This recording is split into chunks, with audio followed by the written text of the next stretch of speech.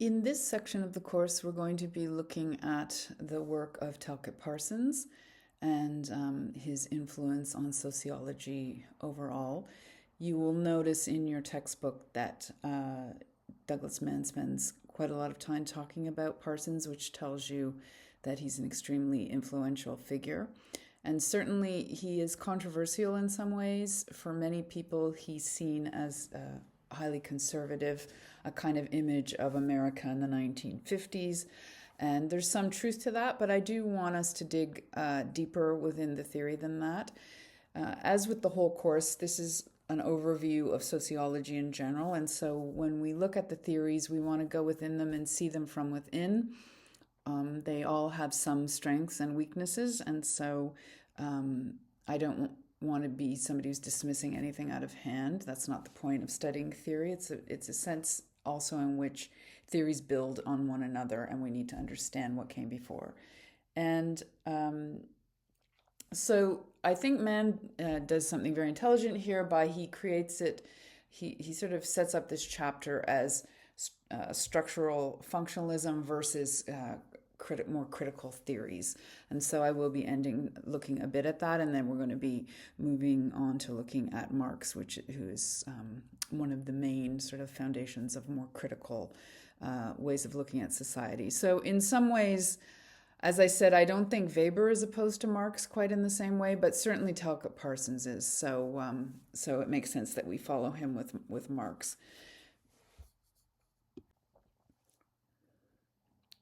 I've been including biographies of these thinkers because it is very relevant, their background, where they were born, when they were born, to their theories and their influence. And so with Talcott Parsons, if we look at his dates, we can see he actually lived through both world wars, but from living in the United States, which was a very different position than to be in France or in Germany, for instance. So he was born in Colorado Springs, Colorado, and as he ages, America is assuming more and more power in the world. And so by the time of World War II, after World War II, I'm sure you all know, the Americans played a very important role in that war and emerged from the war as probably the greatest sort of economic power and kind of opposed to Russia. So the Cold War begins in the 1950s. But we see this, as Mann writes in your textbook on page 131, America in the late 1940s and 1950s was a forward-looking place of social stability and political conformity, where most people wore rose-colored glasses of cultural confidence. Now, again, as we're going to see with critical theory, we have to always ask the question, who was it stable for? Who was it good for? Because even if we just use the example of the civil rights movement, that really gains ground in the 50s, which tells us that there are whole groups of people within American society that aren't benefiting from that social mobility. But he's right in the sense of this is often within the American kind of myth, the golden period of America. And so one of the reasons for that is because after World War II, the American economy was expanding, and we see the middle class growing. So the average person could have what's often been called the American dream. They could own their own house, for instance. So the GIs coming back from the war, many of them are able to buy their own homes and so on, and to sort of move into the middle class. So this was, for not all Americans, but for a large number, this was possible. So it's a kind of triumphalist moment for the US. Now, things have obviously changed since then. So we need to understand Parsons' ideas within this larger change. In the 1950s, Europe is in disarray. So, for instance, rationing remains in place in England into the 1950s. All their economies are in disarray and are being slowly rebuilt. And so the Americans move into this power vacuum. And this also includes intellectually. And so we start to see that the Americans begin to feel that they are now the center of not just sociology, but intellectual movements in general. And in fact, many intellectuals from Europe fled to the United States before and during World War II. So Parsons has an interesting background. He studies at the London School of Economics and the University of Heidelberg, gets his PhD in Germany. So you can see he's open to international influence on his thought, and we will see that he's influenced by a variety of different thinkers. And he goes on to teach at Harvard for most of his career. And of course, Harvard is becoming a very important intellectual center internationally at that point. And so he's influenced by Weber, who we talked about last time, Pareto, Marshall, and Durkheim. So he's drawing on a wide array of influences. Pareto, for instance, was an economist who came up with the 80-20 rule, and which is really one of those brilliant ideas I have come across. So any of us who have done group work know that 20% of people do 80% of the work, and that's why many people don't like group work. So these great thinkers. So this tells us a lot to me. It tells me a lot about Parsons, that he's open to other ideas and from a variety of sources. So he drew on economics, psychology, anthropology, and sociology. So we can see that Parsons is very much still coming out of that more European tradition that doesn't make hard and fast boundaries between different disciplines, and he's able to pull from all these areas. So this is much more like a Durkheim or a Weber, who's just using history, using statistics, using anthropology, etc. So his ideas became the dominant paradigm in American sociology in the 1950s and 1960s. And unsurprisingly, his ideas really come under attack beginning in the 60s because we're starting to see these countercultural movements gaining in strength at that time.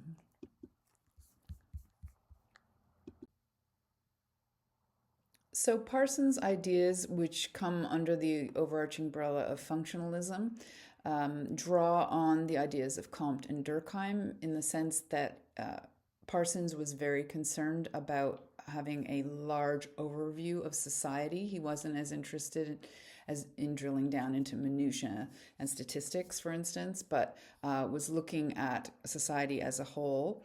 And I think this is very important, and this is fundamentally at the base of sociology, that we're looking at the behavior of groups and not individuals. And I think this is a very important corrective and one of the base strengths of sociology.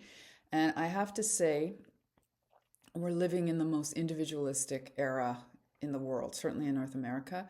And I constantly on discussion boards, students will say, well, it all comes down to the individual. So I want to really throw that back at all of you and say, does it? Is everything individual? Is everybody just creating their own universe and reality individually? Seems like probably not. So I think we have to be really careful of that mythology, which again, I've asked you that question on the discussion boards, sort of that idea of how much agency does the individual have, but certainly they don't have complete control over their lives and how they develop. So I think there's a really important corrective here of that extreme individualism that I'm really seeing certainly in Canada. So a functionalist is someone who explains the existence and actions of individuals and institutions in terms of the functions they perform for the social organization of society. So that's from page 31 of your textbook. And so this is the idea of understanding the individual within these larger systems and how they interact. So Parsons, as I understand it, isn't saying that individuals don't have agency, but that there's an interaction between things like culture, between your larger community and your behavior, even your family system. So he sees society as a system of interrelated parts or equilibrium, which it tends to return to when disrupted. And this view is why Parsons is often seen as being a conservative, that he believes that society does operate with this kind of equilibrium. And so when things are going properly, it works in harmony. And again, I think we have to understand him in his time period. He's seen 2 world wars. He's seen the chaos that's come out of these wars and violent change. And so we know that in the 1950s, in much of the Western world, there's this desire for stability and to create solid societies that are stable and they aren't prone to violence, for instance.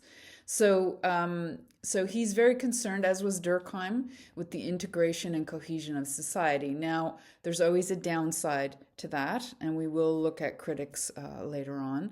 But this idea can be critiqued because you always have to say, or you need to question, who is the society working for? So, of course, somebody who's benefiting and that society is working for them, they're going to say, this is great, let's keep this equilibrium. So this is often what he's critiqued for, fairly or unfairly. And I think we just have to hold those ideas in tension when we're looking at his ideas.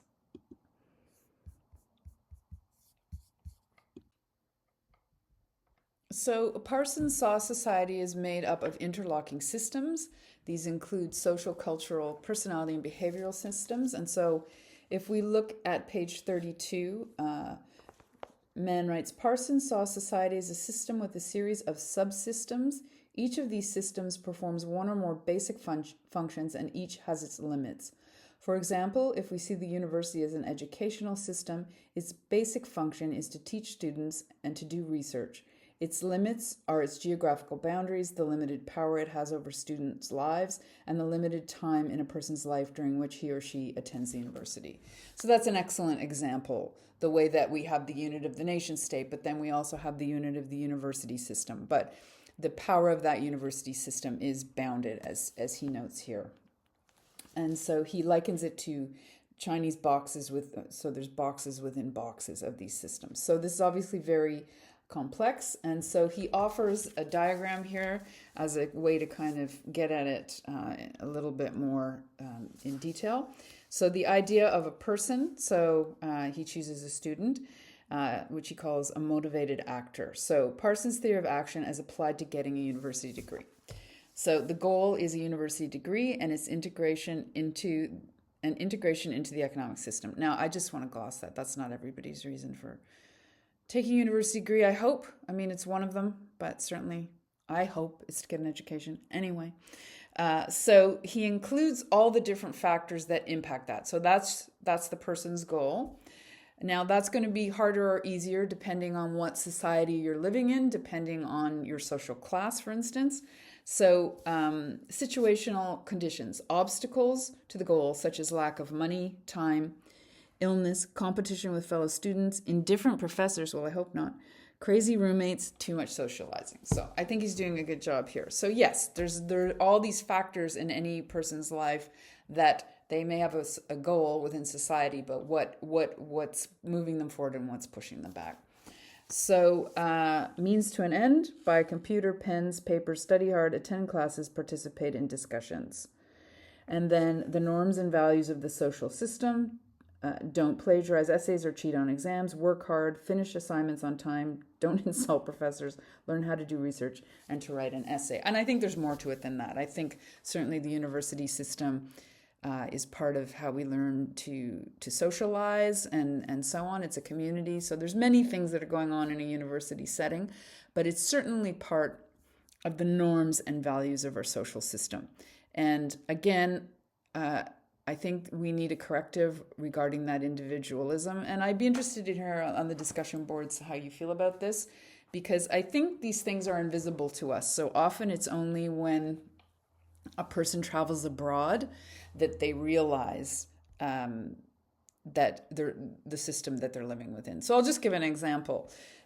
In the United States, in many cases, universities are private, and so your tuition would just be exponentially more than it is in Canada if you're a Canadian citizen. So the obstacles are much greater to going to a good school, and also you're going to be in a much larger amount of debt, which is also true in Canada, but it's much more the case in the United States, for instance. So we're all living within the structures that we're born into. So in an attempt to understand society, he developed a theory of social action that recognized both individual agency and the impact of societal norms coming from culture and family. Now, he doesn't go into a lot of detail about this. He definitely talks about symbols and community. And so to me, he's gesturing towards religious systems. So all of these are functioning. People live within many worlds. And so the norms and values of their religious tradition will also be impacting on their behavior. So he developed a theory that all people adapt to their environment to achieve their goals, generally based on shared values. So here again, we can see why he's often considered to be a conservative. So he's got a very optimistic view that people can adapt to their environment, and he's assuming that that environment is benign and to achieve their goals generally based on shared values. Now, again, you can push back on the discussion boards. I welcome an argument. That's good in university, but I do think for the vast majority of Canadians, I just watched Mark Carney's speech at the World Economic Forum, and he was saying, and this is true, that Canadians are the most educated people in the world. So I do think this is a value and a norm that is overarching in Canadian society, regardless of people's background. And so this is probably a safe example, is the pursuit of higher education or education. Parsons' ideas do develop over time, and in 1971 he wrote The System of Modern Societies, in which he looks more closely at kind of cultural patterns and systems. So he says, we attribute primacy of pattern maintenance and of creative pattern change to the cultural system. So he is recognizing here that cultures change. Now, I was trying to look, and it was hard for me to find out where Parsons stood on the civil rights movement. From what I can gather, his attitudes were liberal, but I'm going to have to look further into that. Whereas social systems are organized with primary reference to the articulation of social relationships, cultural systems are organized around characteristics, complexes of symbolic meaning. Okay, the codes in terms of which they are structured, the particular clusters of symbols they employ, and the conditions of their utilization. So, okay, what does he mean by that?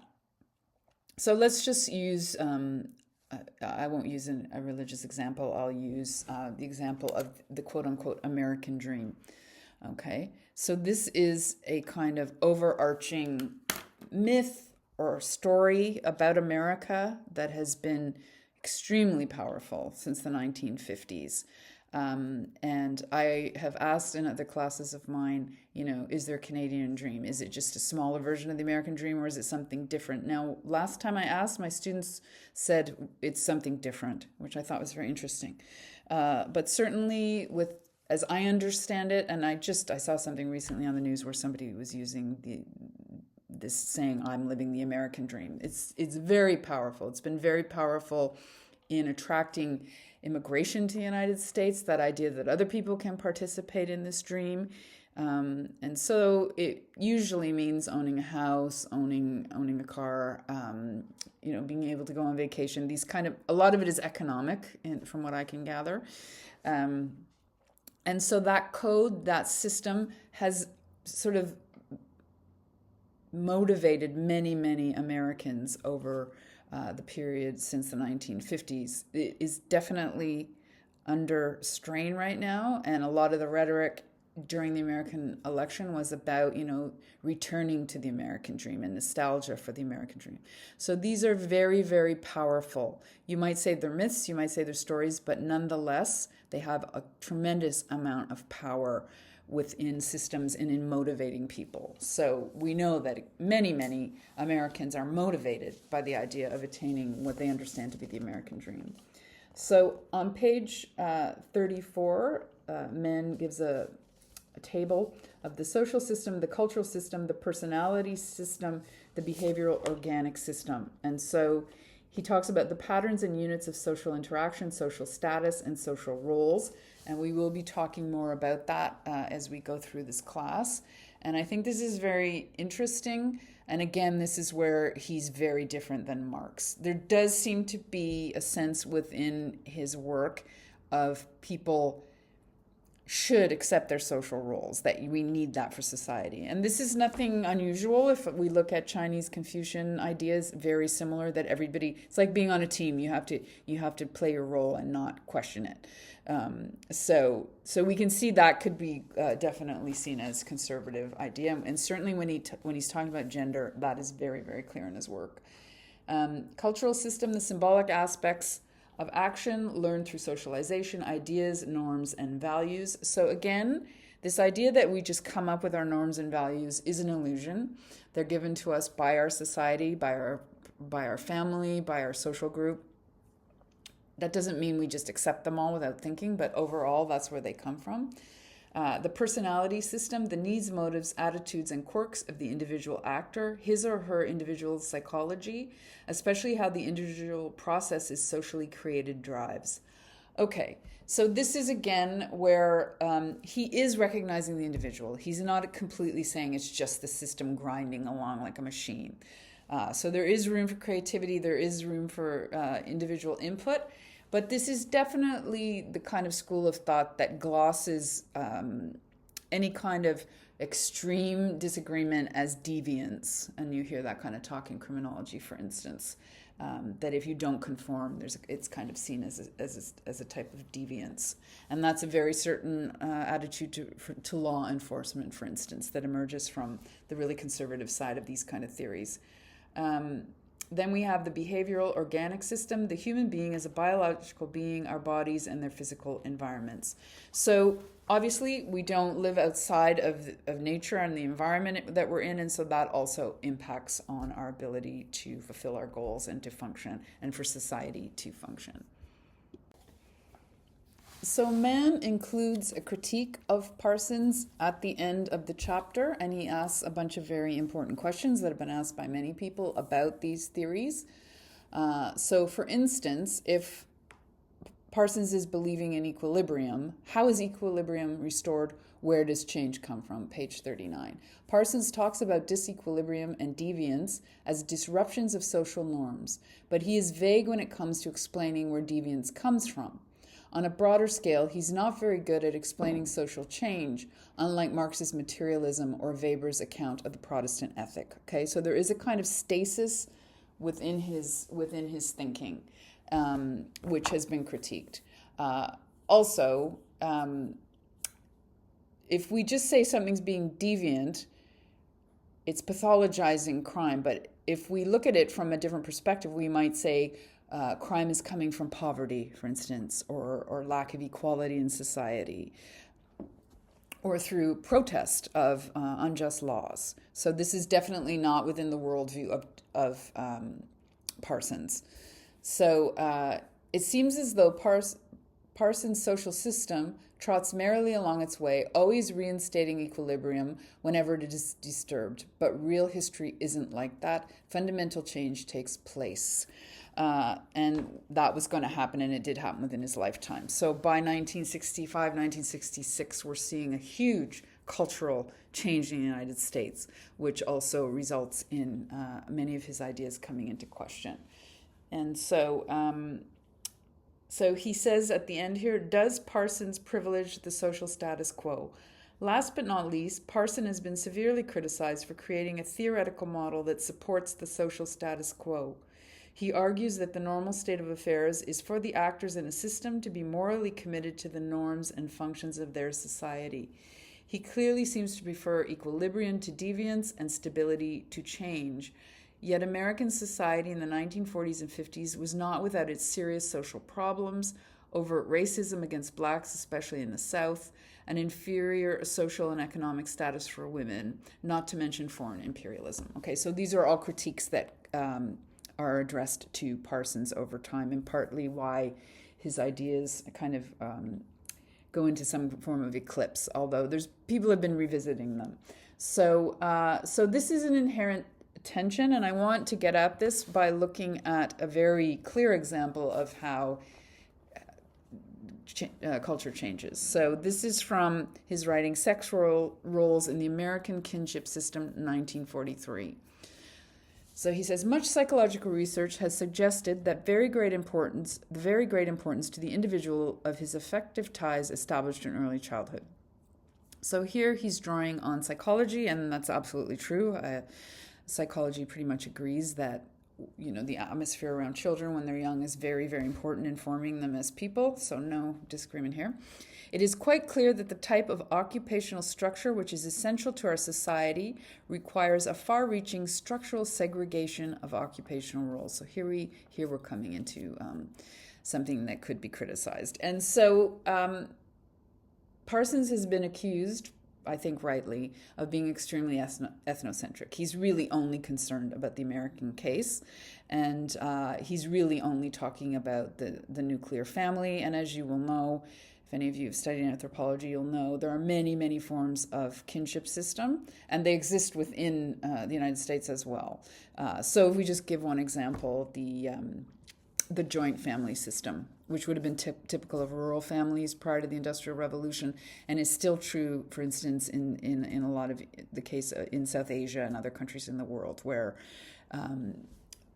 or in indigenous societies where it's not an individual or a nuclear family, it's kind of an extended community. So this is very much based in Parsons' own national and ethnic background. So he's basically saying, stick to your lane, and that's the way we preserve social harmony. And this requires separate roles for people to play. So he says there are perhaps two primary functional aspects of the situation. So he's talking about the family system now. By confining the number of status-giving occupational roles of the members of the effective conjugal unit, so of a married couple, it eliminates any competition for status, as especially between husband and wife. So let's look at that. He's saying that in a very convoluted way, but what he's basically saying there is that women should play their role he actually says the man is the breadwinner. He provides the status for the family. So he's talking about a very particular type of family structure that I think is less common than it used to be. Now, this is worth discussing, and some of you can write on this if it's of interest to you. We're really seeing, I don't know if it's as strong in Canada. Again, this is more American, but I actually had this pointed out to me by a student that there's this thing called the trad wife. So this movement for traditional sex roles. And so there's a variety of different movements that are pushing this forward. It's not only in the US, but I think it's very strong there. And so you could make the argument, there's no doubt that traditional roles may lead to harmony within the family, but at what cost? And so we're going to be looking at feminism specifically, and the way that obviously second wave feminism completely comes in and critiques this system. But we're also seeing pushback in our time period of people kind of being nostalgic for this when everybody knew their role and so on. And so it would be interesting if somebody wanted to write on that, sort of analyzing the trad wife phenomenon through the lens of Parsons, for instance, if that interests you. So we're going to move on now to talking about some of the other key American thinkers, and then also criticisms of these approaches.